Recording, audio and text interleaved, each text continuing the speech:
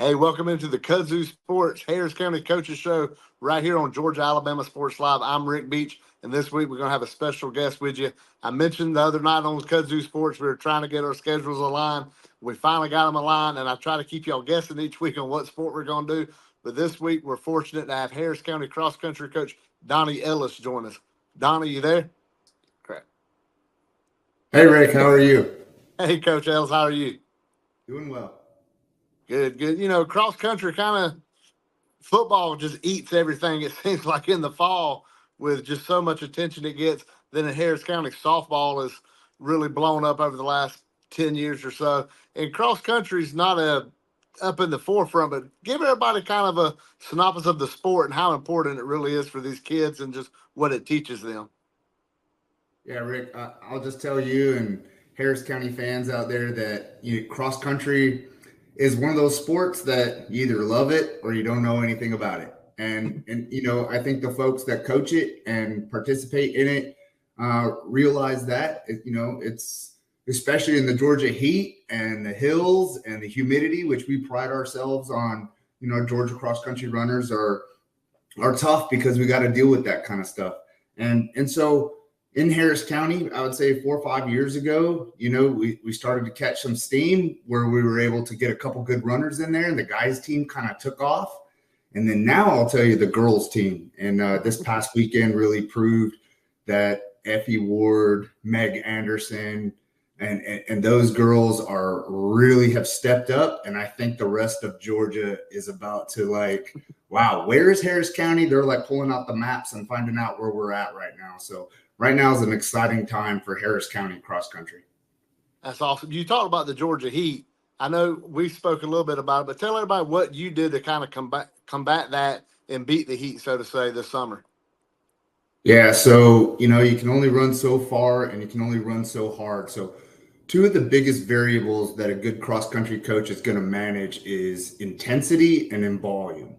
So, I can't make a kid run a whole lot and run fast at the same time. So one of the things I do with the varsity kids is we have practice at 5 a.m. We're on the track. That's when the temperature is about 70 to 77 degrees, as opposed to the afternoon when that humidity's up there and the wet bulb is pushing 90.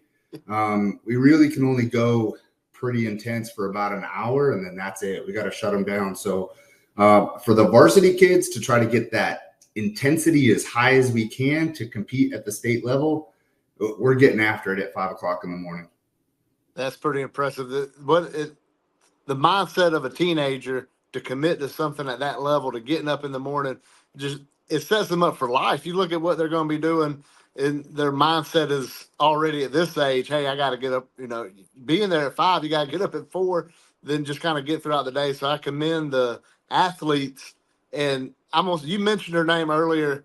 I want to talk about Effie Ward a little bit and just what makes her so special. We see her cross country last year, then track, and now this year, just right out the gate, like everybody would expect, she's just dominating again.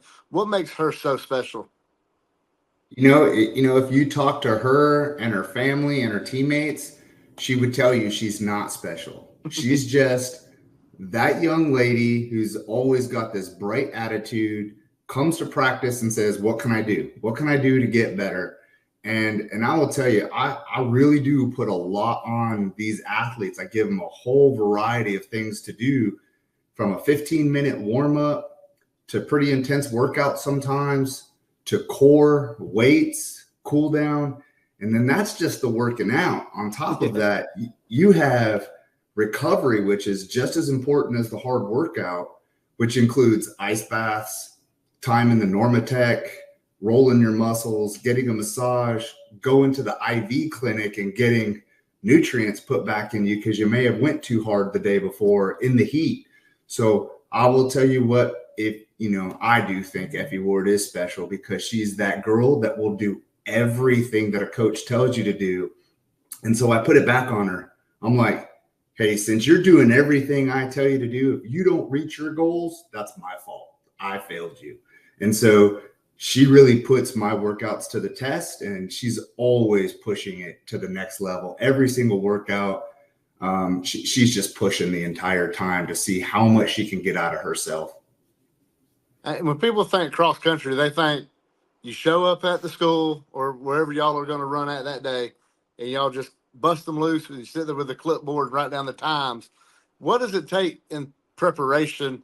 And now with modern technology, how has cross country changed over the years to what you're able to do now? Yeah, I'll tell you, Rick, I ran in the 90s, I ran in college, and I will tell you, it kind of did feel like that. We were just every day, go for a run, come back. And now I will tell you, from a microcycle to a macro cycle, I'm really managing every single workout. I have about 44 kids on the team. I like to kind of express that I have 44 individual workouts prepared because I'm telling them exactly based on their splits, what they did on the last race, even the easy runs. You got to run in a certain window, because if you run too hard, now you've kind of killed your legs for the next day. If you run too soft, you're not going to reach those goals. And so, yeah, I will tell you, coaches nowadays, if you're not, improving yourself every single day, learning everything you can, you're going to fall behind very, very quickly. And so for me, I got a stack of books. I'm, subscribed to multiple different venues online, different coaches across, and it's a great network because I can reach out to some really high-powered coaches out west, and they're always really, accommodating to say, "Hey, Coach Ellis, nice, good to talk to you again. How's that team doing or whatever." And then I can shoot out, "Hey, help me out with this. I'm struggling. Kids kind of suffered on the hill workout. Oh, you may have pushed a little too hard, or hey, you're not pushing hard enough. They can do more than they think they can." And so it's good to have that resource to be able to, to manage the athletes with the right, perspective and not doing too much or not doing enough.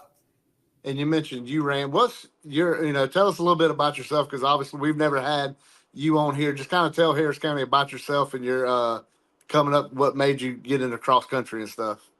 Yeah, I went to high school in the 80s and 90s, graduated in 92.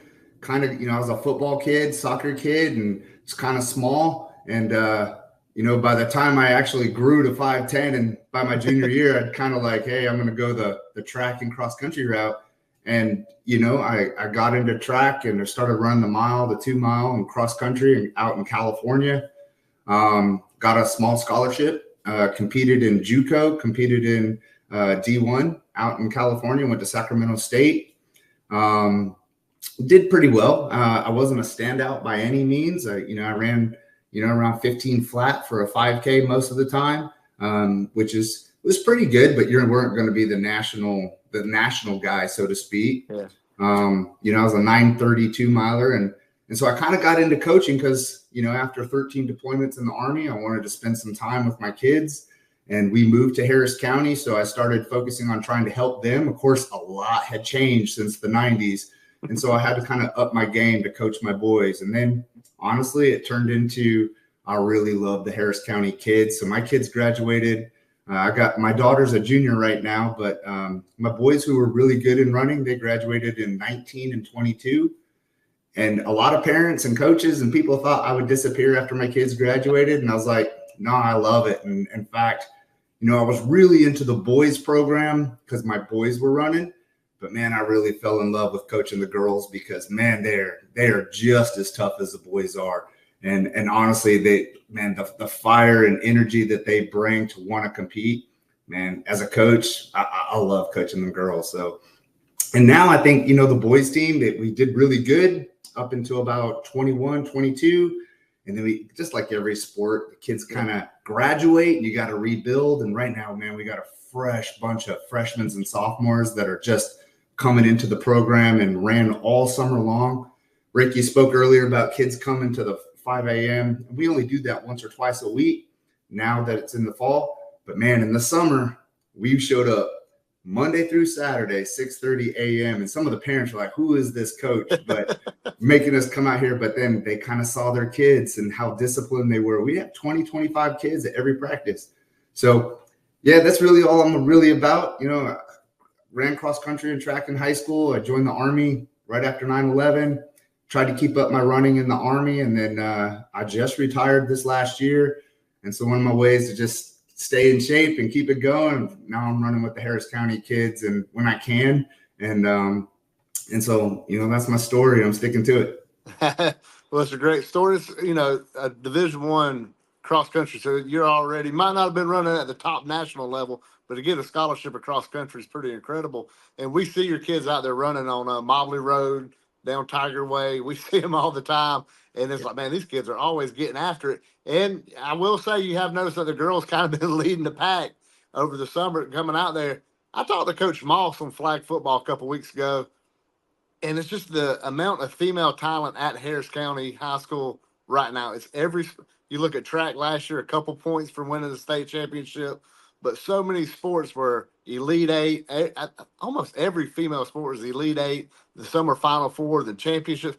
What do you think it is at Harris County that's making these female sports just all, bloom at the same time? I really think it comes down to opportunity, and it really is kind of my personal motto is like, yeah, these kids get to run cross country and compete and whatever, but I really think we just focus on provide an opportunity and let the kids go after it. And for whatever reason, we just happen to be in this era where the girls are getting after it. You talk about the flag football team. I'll tell you right now, there's 4 or 5 girls on that team I'd love to have on the cross country team because I know they can run.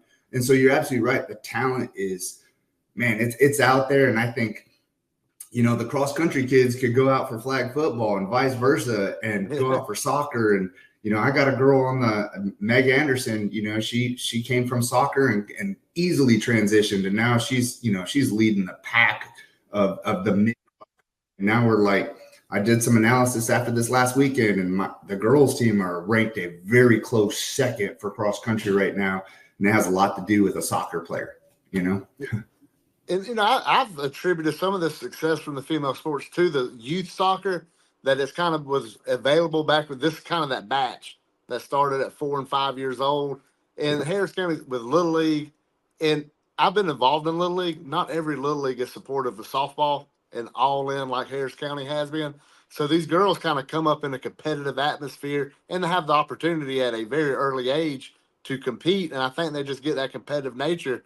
And then when they get to youth, after youth, they get to middle school and up to high school. It's just, I'm happy that the girls are having the success, but like you said, the opportunities there for these girls at an early age. And I'm grateful for Harris County because it's also, I'm a girl dad. So knowing that my kid's in the school system is she has the opportunity just as well as anybody else to have success at any sport because Harris County female athletics is off the charts right now. So we'll get into this season. I know y'all's first run, I think 2 weeks ago at Smith Station. Effie had a great run over there. So how are y'all looking this year after just a couple runs into the season? Yeah, so, Mile Split, which is the organization that puts out all our information for, all our runs and keeps all the stats and what have you. And, the lead editor in Georgia kind of said we wouldn't be in the mix. And I will tell you, after this last weekend, I think he's going to have to consider us now because our girls really showed out. And, Effie had a great run at Smith Station. She missed 2 days of practice this week. And I can tell you right now, in the last 3 years, I can count on one hand how many practices that girl's missed. But this week, she was running like a good fever. And she still came out and got third and ran like an 18:44. But what was most impressive, and I talk about Meg Anderson, she led a pack of the girls. And if you know anything about cross country, running in a pack is the best way to run as a team. And Meg led about 4 girls who we were just passing team after team this weekend. And it ended up that the end results look really, really good for the girls varsity team. We are definitely in the top 3 for the state coming November 9th. So I'm pretty sure there'll be some articles written this weekend from Mile Split explaining what our girls just did, and just a bunch of smiles. And I'll just have to hand it out to the parents who really do support. I'm going to tell you right now, we had 40 sets of parents at Stars Mill this last weekend. Ooh. And when our girls got called up to the podium, you heard this huge roar, which came from all the athletes and parents. So that was really good. Harris County was representing very well in Fayetteville this weekend. And then looking at the JV and the freshmen, we filled out all those races this weekend. And I can tell you, Rick, when I started coaching back in 2019, we literally had 5 girls on the team. And 3 of them probably came out because they wanted to get in good shape for a different sport.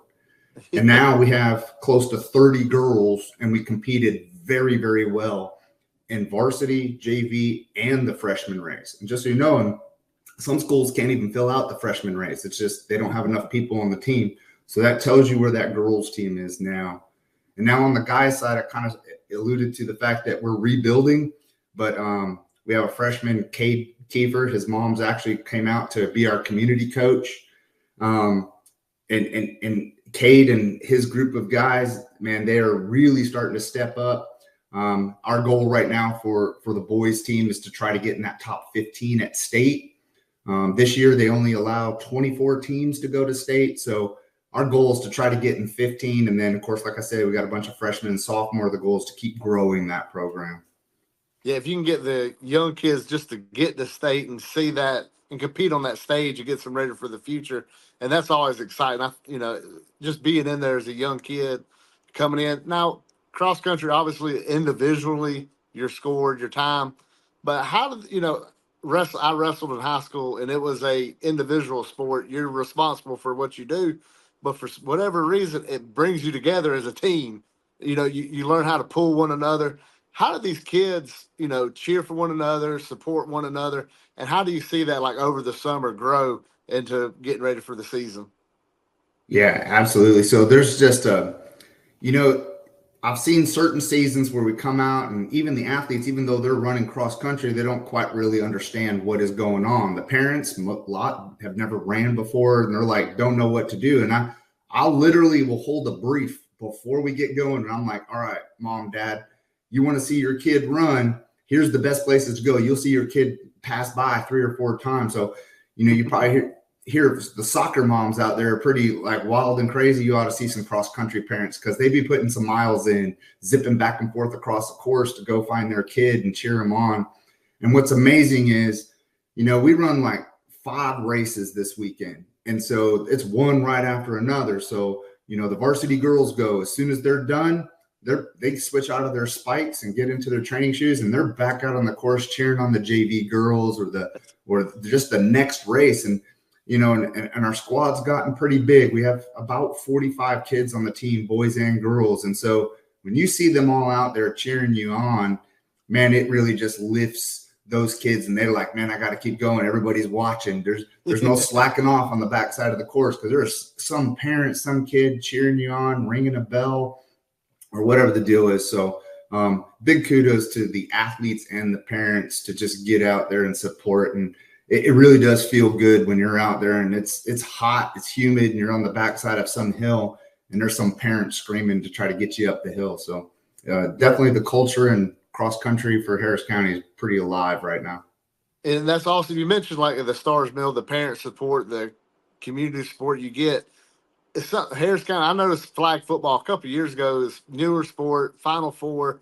We traveled up to the Falcons training facility, and you see a little spat of parents from each school, Pace Academy, and then Harris County. You just see this big glob of black and gold come walking in, Awesome. And it's like they support. It's everybody wears the school colors, everybody's yelling, and it's crazy. And to think with I can picture exactly what you're saying at Stars Mill, even though I've never been there across country, but I can see Harris County bringing parents are supportive and family members coming up. And even with the kudzu stuff I do, if I put a post about any sport, it's like I get a whole sheet of people I've never seen before like all these new people. And it's just, I love how this community rallies around, every sport that they get a chance, and how the parents are like, they might not be cross country parents growing up or their kid growing up, but if that's what you're going to do, hey, I'm going to go ring a bell or cheer you on.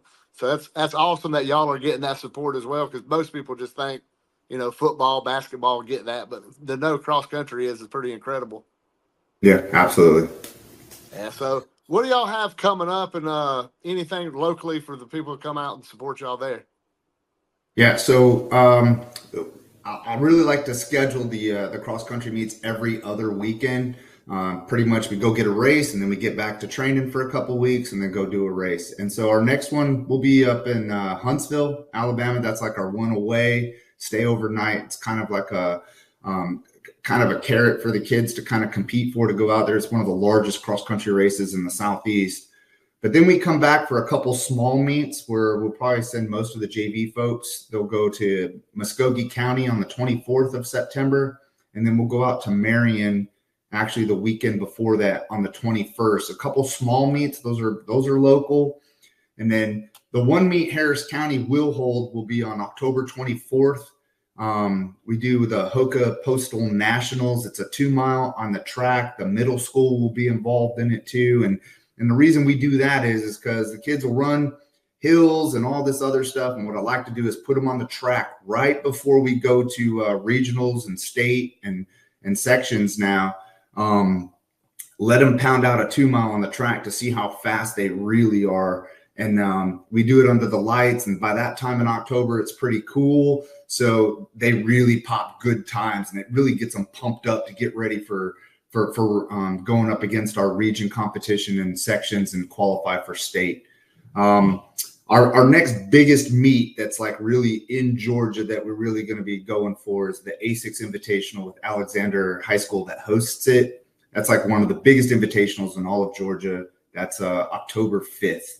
And so that's a big meet for us that we're vying to try to go out there, and hopefully we'll for the first time, the best we've ever scored at that meet is like 14th. I think the girls are vying for a first place right there if we can pull it off. So that's seems like a high goal, but just how the girls are performing right now, I think the A6 Invitational is prime for Harris County to get a big win. Yeah, see what kind of article they write about you then when you go out there and get first place at that meet. Yeah. Yeah. So, Coach, I appreciate you coming on this show. Like I said, we want to give all sports some love. It's not just focus on one or the other. I think cross country is a very important sport. I think the fact that you're teaching these kids responsibilities and accountability is super important, not just for their high school career, but their career moving forward. So I applaud you for coaching this, and I appreciate you coming on the show. Hey, thank you, Rick. I really appreciate it. And that's all we have this week. Next week, we don't really know who we're going to get on the show because I like to keep it interesting. I want to see if I can dig up something that we haven't done before. And the fall sports are starting to wrap up. So we had Coach Ellis this week. I'll see what we can drum up next week, and we'll see you next week.